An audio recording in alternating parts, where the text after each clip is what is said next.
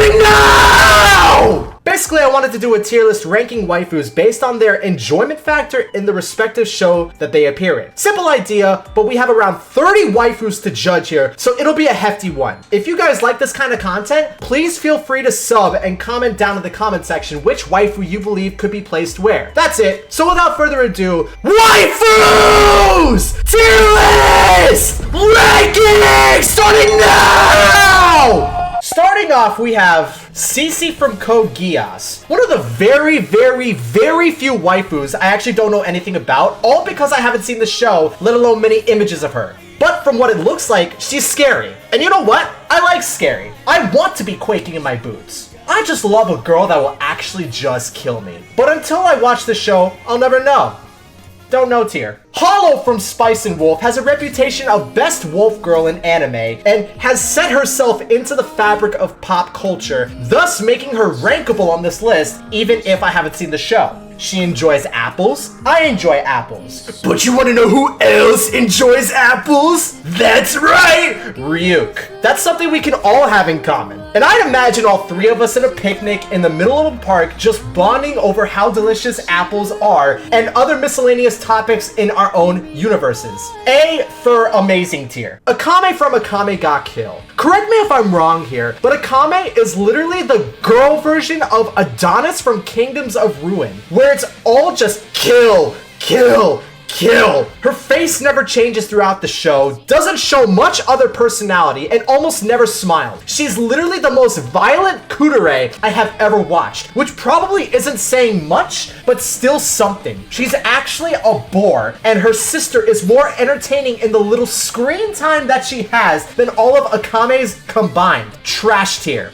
Asuna from Sword Art Online gets a bad rep as a part of being in one of the worst yet most talked about shows of the early 2010s. But I am coming to her defense, not as a simp, well, probably as one, but also as someone that likes to engage in discourse online. Asuna is a mother, a good mother, damn it. We just had Mother's Day recently and Father's Day even more recently, and she is both parents to her virtual daughter. That is worthy of respect, and I know she'd go to hell and back for that daughter that isn't even real. I enjoy her presence very much, and she has my salute. What the fuck is a Kirito?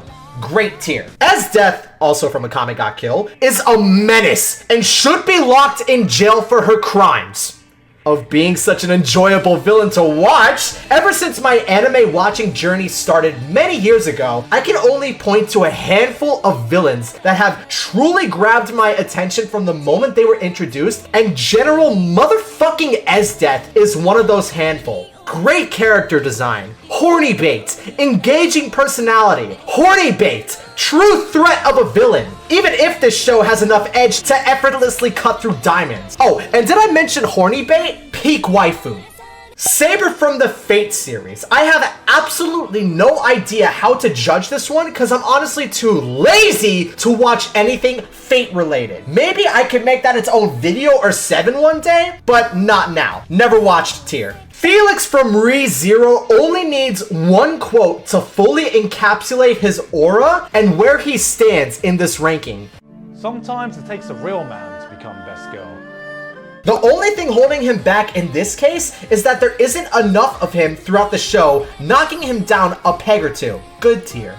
Your Forger from Spy X Family is hands down the perfect anime mom. She's beautiful, first and foremost, loves to take care of her family, and she's an assassin. What more could you possibly want? Every single time she's on screen, she instantly brightens up the room. Or if you get on her bad side, makes everything you see red and make you become nothing but red. More your please, less of her cooking. Peak waifu. Nico Robin from One Piece is literally mystery incarnate when we are first introduced to her, but little by little, we get a deconstruction of her lore and personality, and as she becomes more and more adjusted to the Straw Hats, that mystery turns into an amalgamation of how much fun she always has when she's with people that she loves, and it makes her such a joy to watch.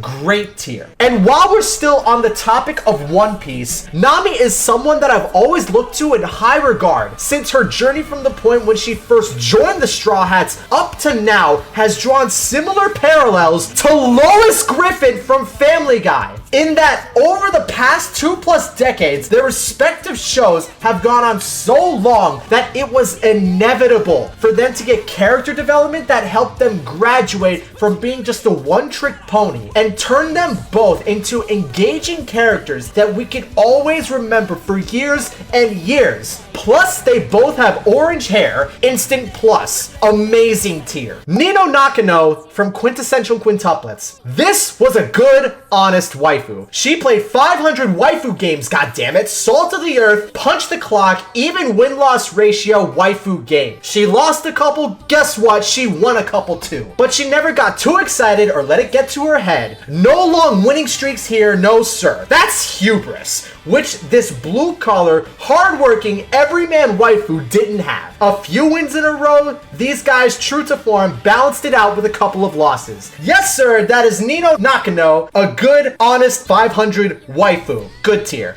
Jabami Yumiko from Kakegurui is interesting. This is going to be one of my hot takes here, but I don't like her.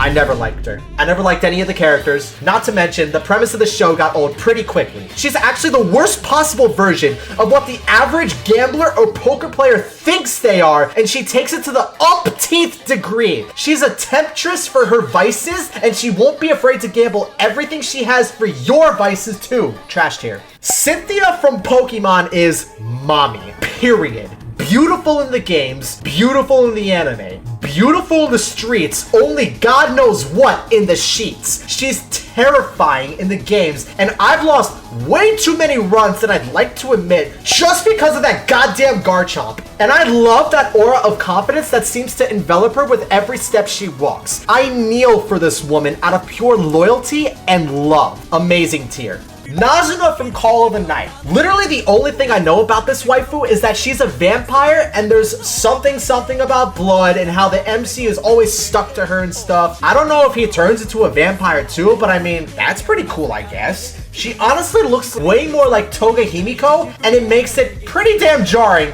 all things considered. Don't know tier. Astolfo from Fate Apocrypha. All hail the one true waifu in all his femboy glory. He is what every waifu should strive to be. He is waifu incarnate, waifu supreme, the cherry on top of the waifu sundae. That is why it is my honor to put him in the tier of never watched. Like I said before, I never watched any Fate series. I'm sorry, it's the truth. And while I'm at it, let's throw Hollow down there as well. Maureen from My Dress Up Darling hits all the points one could want in a waifu. She's beautiful, nice to people, except to the ones that don't deserve it, another plus. She's passionate about her hobbies, acts out her hobbies with enthusiasm, and she's so absolutely visibly cute when she talks to the person she likes in Gojo. She never puts anyone down, except to the ones that deserve it, and her excitement and happiness is downright infectious. She's actually an amazing person as a whole, thus earning her the amazing tier on this list. Albedo from Overlord. Didn't watch. Don't know next to anything. Sorry, I promise I'll watch it before I die at some point in the next 100 years. Never watched here. Chisato from Licorice Recoil is the perfect waifu. She's such a ball of positive energy that it's actually contagious. She'll have you smiling from ear to ear, even when she's got her own custom gun pointed in your face. She's so friendly with everyone she meets, extremely helpful with the average citizen, doesn't kill anybody like a certain someone. Oh, sorry about that, God. Just an all-around wholesome blob of positivity that you will experience when you watch this show. Peak waifu. Lucy from Cyberpunk Edgerunners is kind of hard to judge, honestly. I know there was a whole war when the show first aired between Lucy and Rebecca, even though I lean towards Rebecca, but Lucy ain't half bad. She's loyal, her aesthetic is unique, she's competent, and she can travel to cyberspace. That's pretty cool, and I like cool. But I just can't shake the feeling, even though she was the female lead, that she could have been better? The reason is on the tip of my tongue, and right now I just can't explain why. So for now we can compromise and put her in the good tier. Granny Tsunade from Naruto Shippuden. Listen, I'm going to need to sit down and talk to you, the viewer, for a second. I understand that being Hokage is a stressful job where you gotta do what's best for the village and stuff and protect it and all that jazz. But you gotta let that bias go, little bro. She's not fun. Her only true personality trait is that she's an alcoholic gambler that passes out on the sidewalk if you don't look after her for a few minutes. There's only enough room for one other alcoholic that I hold near and dear to my heart. I don't care how strong she is, nothing's going to change the fact that she, along with the other Kages, got absolutely mollywopped by an already dead man and his sociopathic ally. At least she looks great for a 57-year-old, yawn tier. Yoruichi from Bleach is a classic, just like Faye Valentine from Cowboy Bebop. One of my favorite waifus from back in the day and still holds a place in my heart. She was honestly one of the main reasons I was introduced into the masses of anime that is the industry today. She was also my favorite cat girl before I even knew what cat girls were. This is probably the nostalgia factor talking me into it, but I'd be doing it no justice if I didn't give her at the very least a great tier. Kikoru Shinomiya from Kaiju number 8. I'm not sure if I'm able to rank her based off the fact that I'm still currently watching season 1 of Kaiju number 8, but as I'm still learning about her and seeing more of her personality and feats and accomplishments, it'll give me a better idea as the time passes. But for now, she's literally just the blonde Asuka from Evangelion, and I love Asuka. Great tier. Misa Amane from Death Note is... You know what? I'm just going to rip the band-aid off and say it. She's annoying. I don't like her stalking tendencies. I don't like her personality. I don't like much anything about her, which sucks because I absolutely love her big titty goth girl aesthetic. That's my type, man. I will say though, she's not the worst waifu out there, since she does have her moments in the show when she's not being overly obsessive over light. Yawn tier. Mao Mao from Apothecary Diary. I've heard a lot about how she's one of the best MCs of the year of 2024, but in all honesty, never watched. Don't know much about it. Love the character design though. I'll get around to it at some point this year.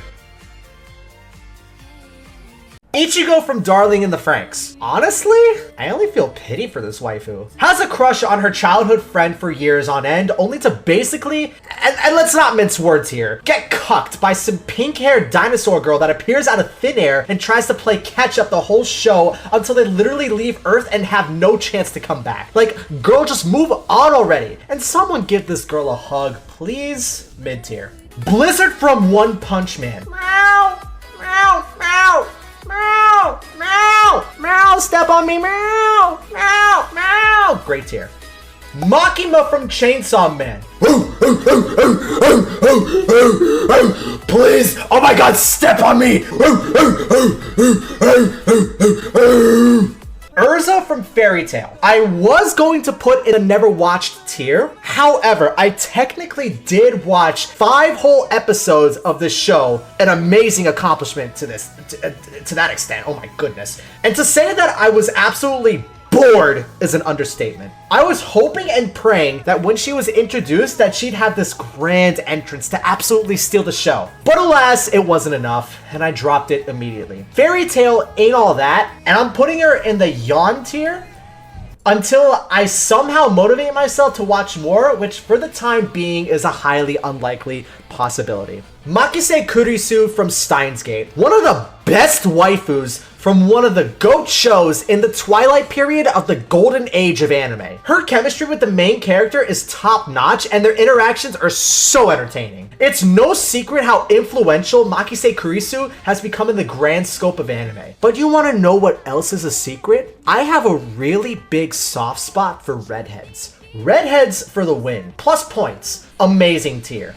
Frieren from Frieren Beyond Journey's End. What a waifu to end on, am I right, chat? This isn't just my favorite elf grandma waifu. This is everybody's favorite elf grandma waifu. I don't care if she's emotionally stunted or distant. All she would need to do is just look my way and I'm head over heels falling for her while she Zoltrax me out of existence, gone and reduced to nothing but atoms. If even that. She is a great master to fern and her interactions with everyone are entertaining and amusing. But I guess that comes naturally even even though she's lived for thousands and thousands of years. Peak waifu.